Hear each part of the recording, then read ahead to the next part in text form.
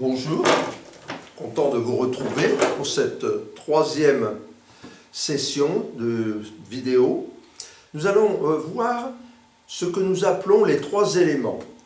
Il s'agit d'un document que l'on propose aux participants en début de coaching, même avant le coaching, et avec lequel nous travaillons avec eux.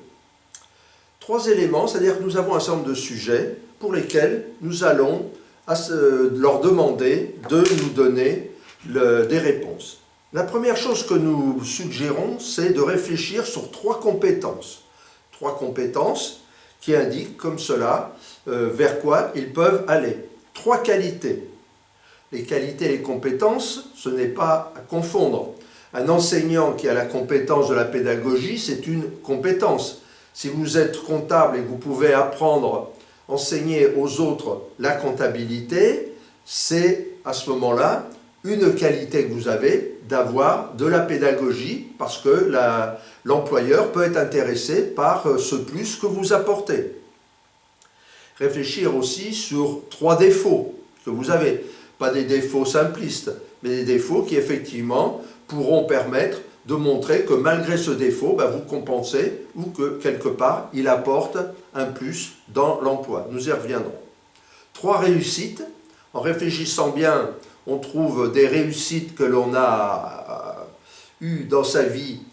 Parfois pour les jeunes, c'est dans la vie peut-être associative, mais à ce moment-là, nous allons avoir des éléments de réussite à présenter qui vont faire, et là aussi nous en parlerons un peu plus tard, qui vont faire que le recruteur va interpréter cela aux différents niveaux et en fonction du poste.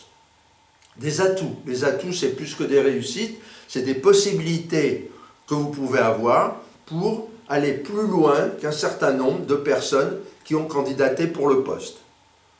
Je peux avoir l'atout de connaître, par exemple, l'exportation, parce que je l'ai pratiqué, alors que le poste est un poste de responsable commercial ou de commercial en France, mais effectivement d'avoir l'atout de parler une langue, l'atout de connaître l'export alors que la société se contente d'aller sur le territoire français, eh bien ça peut être un plus qui peut être ou ne pas être utilisé par la suite et qui vous démarque d'un certain nombre de personnes. Il faut aussi être conscient de ces échecs, parce que les échecs, on peut avoir à en parler. Lorsqu'on a quitté une société et que ça ne s'est pas très bien passé, eh bien il y a eu un échec, mais en quoi cet échec vous a été profitable, en quoi vous en avez tiré les conséquences, et si on en parle, vous avez à en parler, donc il faut savoir parler de ces réussites et savoir aussi parler de ces échecs.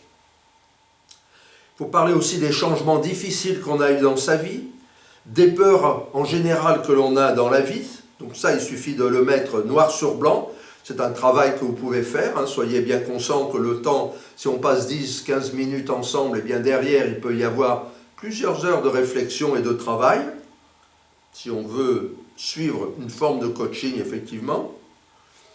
Les émotions qui vous aident. Quelles sont les émotions? Vous savez qu'on y reviendra, les quatre grandes émotions, c'est la tristesse, la peur, la colère et la joie. Eh bien, dans ces émotions, avec des choses plus fines qu'il peut y avoir, plus détaillées, quelles sont les émotions qui vous aident et celles qui vous desservent?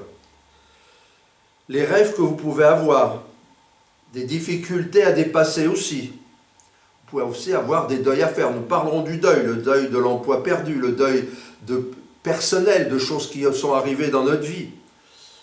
Trois personnages préférés. Quels sont les personnages préférés? Si vous aimez tel ou tel personnage, vous pouvez vous poser la question, pourquoi j'aime tant tel ou tel personnage?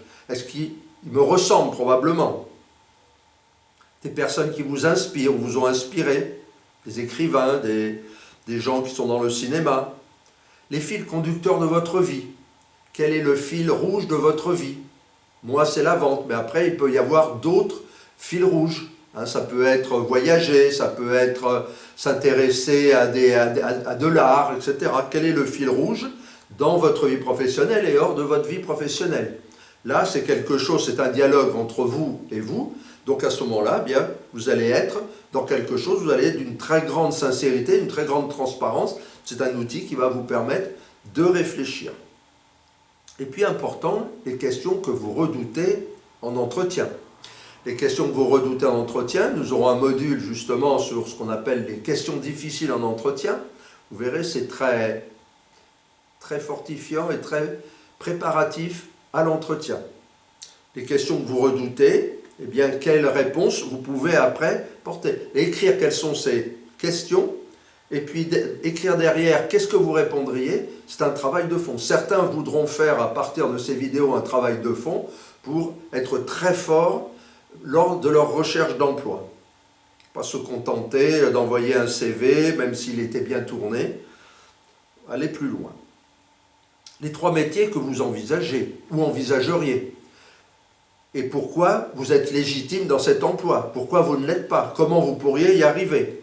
Donc les métiers que vous envisagez, les métiers que vous auriez envie de faire, les endroits aussi où vous ne voudriez pas aller travailler,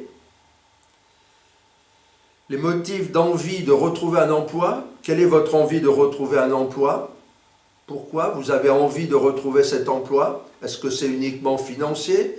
Est-ce que c'est parce que effectivement vous êtes trop seul si vous ne travaillez pas? Est-ce que vous avez besoin de vous épanouir dans une équipe ou dans la réalisation de telle ou telle tâche, faire par exemple de la comptabilité dans un cabinet, mais en étant plus ou moins autonome dans son travail?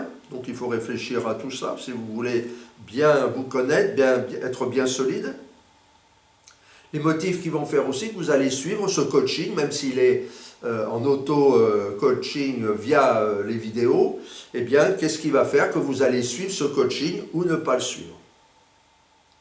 3 craintes que vous avez aujourd'hui, peut-être de ne pas réussir à trouver un emploi, peut-être de vous éloigner de votre domicile, d'avoir même à déménager, des craintes que vous soyez mal jugé si vous allez sur telle ou telle piste ou accepter un emploi moins important, entre guillemets, que celui que vous aviez avant.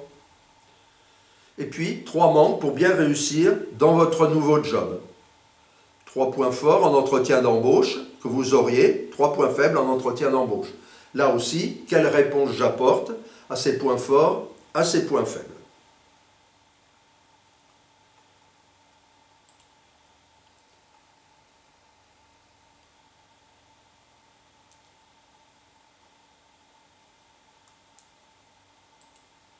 Alors, je vous propose maintenant, bon, vous voyez, il y a un petit côté artisanal de ce que nous faisons.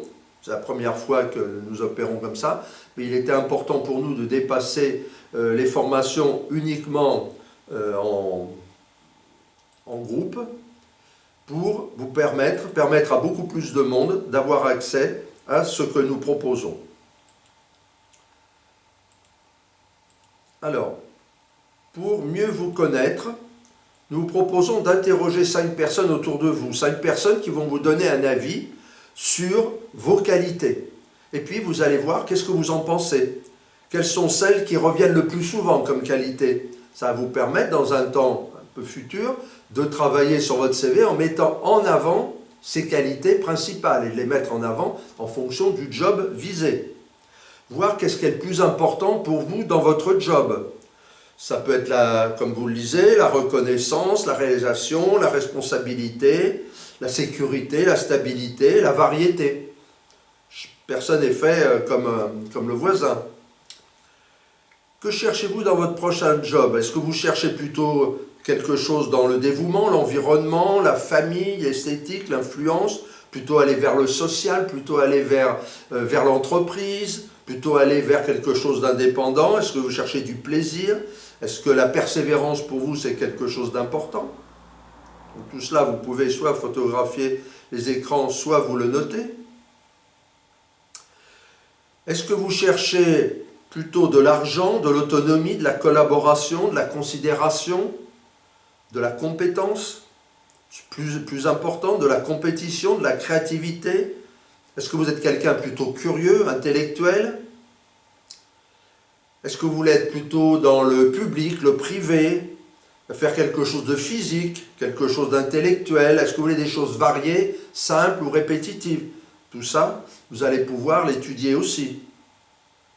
Votre rémunération, est-ce que vous voulez quelque chose plutôt un salaire fixe avec une partie variable, ou uniquement des commissions, c'est-à-dire uniquement une partie variable, comme un agent commercial par exemple?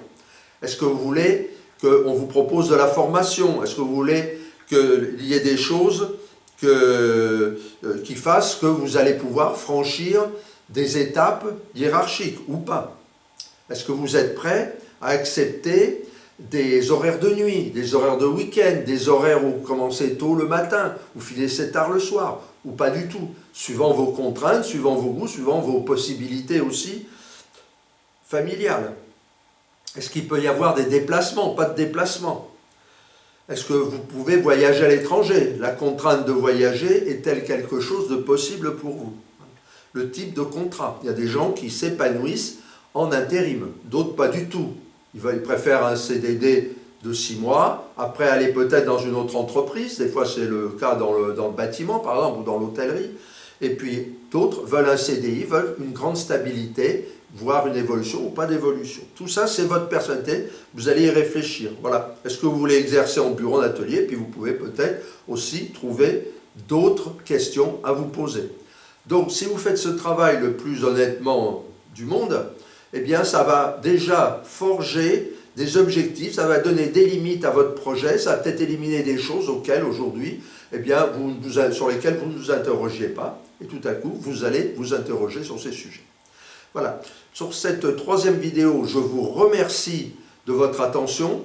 Je vous conseille d'aller vers un travail personnel important, puisque c'était le travail préparatoire, et je vous donne rendez-vous pour la prochaine vidéo. Je vous souhaite une très bonne journée.